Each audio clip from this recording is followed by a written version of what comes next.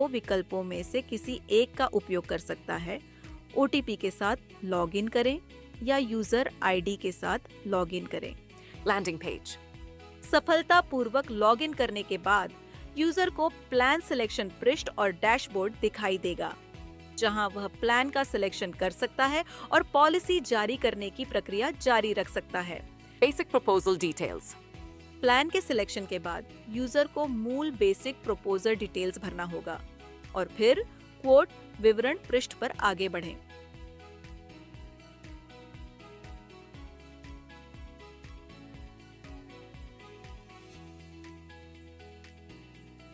Quote details. User quote details पृष्ठ पर जाता है, जहां उसे सभी क्वोट डिटेल्स भरने होते हैं और कैलकुलेट प्रीमियम पर क्लिक करके आगे बढ़ना होता है। प्रीमियम की कैलकुलेशन पर क्लिक करने पर प्रीमियम ब्रेकअप दिखाया जाएगा, जिसमें प्रीमियम का तरीका मासिक, त्रैमासिक, अर्धवार्षिक और वार्षिक में बदलने का विकल्प होगा। सिलेक्शन के तरीके के आधार पर प्रीमियम भी बदल जाएगा।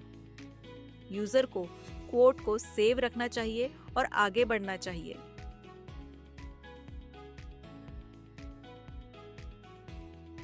यहाँ उपयोगकर्ता बेनिफिट इलस्ट्रेशन डाउनलोड कर सकता है।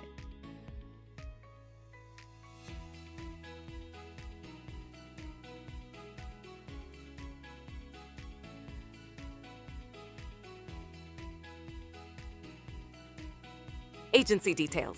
यूजर प्रपोजल स्टेज पर आगे बढ़ने से पहले एजेंसी के विवरण को वेरीफाई कर सकता है। वेरिफिकेशन के बाद user proceed to proposal button click कर सकते हैं। CKYC page. अब कस्टमर की CKYC वेरिफिकेशन प्रक्रिया पूरी की जाएगी। यदि कस्टमर को अपना CKYC नंबर पता है, तो यूजर इस प्रश्न का उत्तर दे सकता है, क्या आपके पास CKYC नंबर है? हाँ, और आगे बढ़ें। यदि कस्टमर के पास CKYC नंबर नहीं है, तो यूजर यह उत्तर दे सकता है कि क्या आपके पास CKYC नंबर है? नहीं, और पैन या आधार नंबर का उपयोग करके सत्यापन प्रदान करके आगे बढ़ सकता है। पैन और जन्म तिथि दर्ज करने के बाद यूजर फेच डिटेल्स पर क्लिक कर सकता है।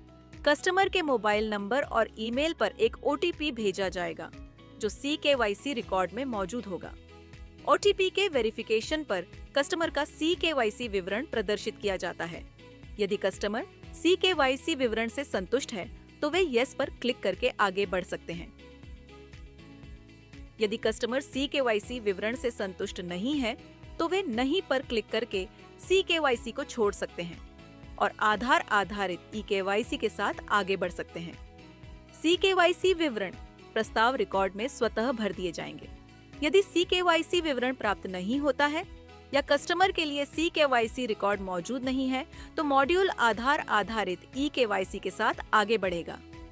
12 वर्ष तक की एज वाले माइनर्स के लिए CKYC या eKYC वैकल्पिक है और यूजर अगले चरण के लिए आगे बढ़ें पर क्लिक कर सकता है।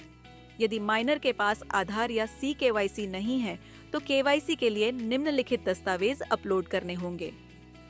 माइनर की हाल की तस्वीर। यदि माइनर की एज 5 वर्ष से कम है, तो नगरपालिका का जन्म प्रमाण पत्र। यदि माइनर की एज 5 वर्ष या उससे अधिक है, तो जन्म तिथि सहित स्कूल प्रमाण पत्र।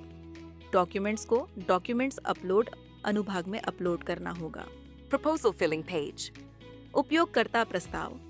प्रपत्र में विवरण दर्ज करना शुरू कर सकता है।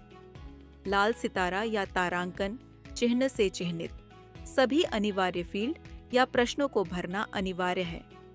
यदि उपयोगकर्ता किसी भी अनिवार्य फील्ड को भरना भूल जाता है, तो मॉड्यूल आगे बढ़ने की अनुमति नहीं देगा। यदि बीमित व्यक्ति और प्रस्तावक अलग-अलग व्यक्ति हों, तो दोनों के लिए प्रस्ताव विवरण भरना होगा।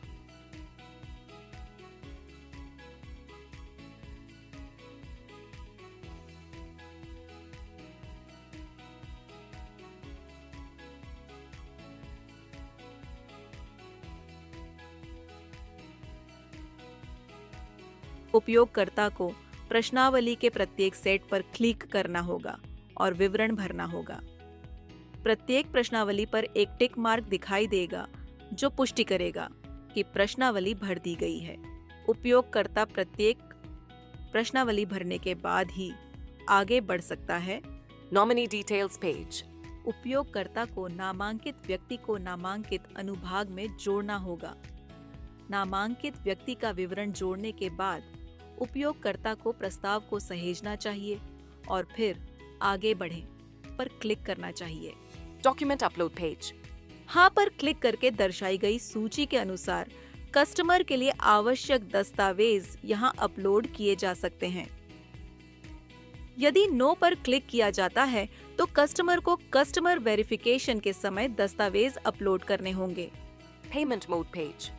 उपयोगकर्ता अब BOC और ऑनलाइन पेमेंट के बीच मोड ऑफ पेमेंट चुन सकता है। यदि BOC चुना जाता है तो उपयोगकर्ता को BOC विवरण दर्ज करना होगा। यदि ऑनलाइन पेमेंट चुना जाता है तो ग्राहक को कस्टमर वेरिफिकेशन चरण के दौरान ऑनलाइन पेमेंट करना होगा। ACR page. पेमेंट मोड का चयन करने के बाद उपयोगकर्ता ACR फॉर्म भरेगा।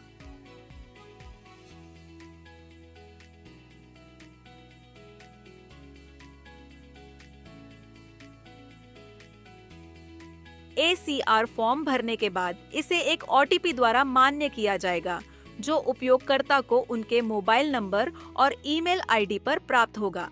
Verification link sent message. ACR सत्यापन के बाद कस्टमर को वेरिफिकेशन लिंक के साथ एक मेल भेजा जाएगा जहां कस्टमर प्रपोजल फॉर्म डाउनलोड कर सकता है।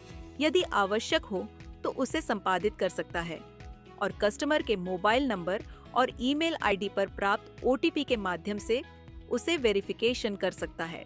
ये एजेंट्स के लिए पॉलिसी जारी करने की यात्रा की पूरी